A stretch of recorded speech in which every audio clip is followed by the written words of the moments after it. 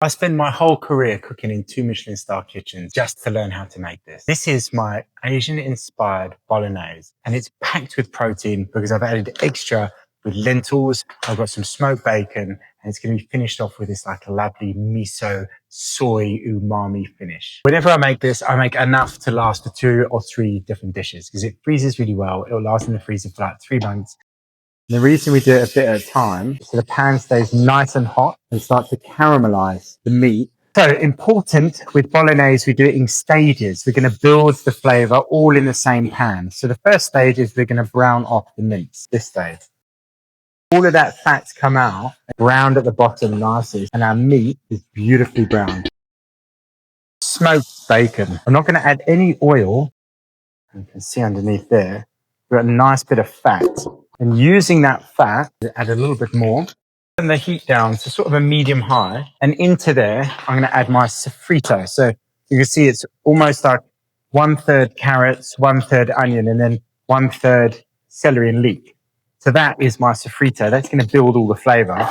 And we want to sweat this down nice and slowly. So sweating is cooking without color. All of the moisture from the vegetables, as it starts to sweat, will start to clean off the bottom of this pan here, and all that flavor will start to go into the vegetable. With the onion and the star anise, it will start to, as it cooks down, it will create this phenolic flavor compound, which will just enhance the flavor of meat and make it really meaty. Some thyme and some bay leaf. It's a good stage now to season.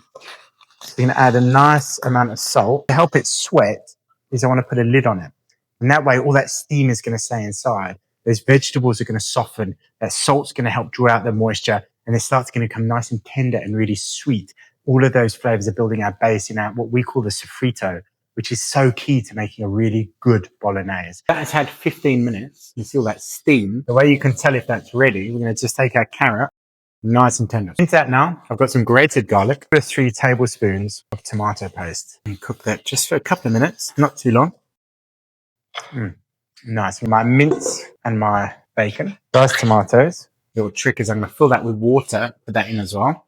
I'm going to add some lentils.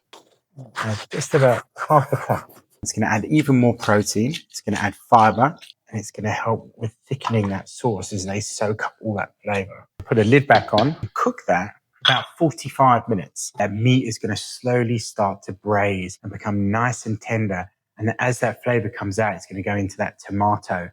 And we're just going to have this beautiful ragu, and then we'll finish it. That's had 45 minutes. Look how rich and indulgent that is. We're just going to give that a taste. Lentils are tender, meat's tender. We just cooked through it, starting to come together really nicely. So our secret ingredients to finish. White miso, good teaspoon of that. Bovril, the beefiness, teaspoon of that. So I've got some sriracha. If you want a bit of a 2-in-1, use gochujang, fermented red miso paste, which is slightly spicy. She's good to go, mate. This is something for the weekend. This is my Asian-inspired bolognese. That umami is to die for.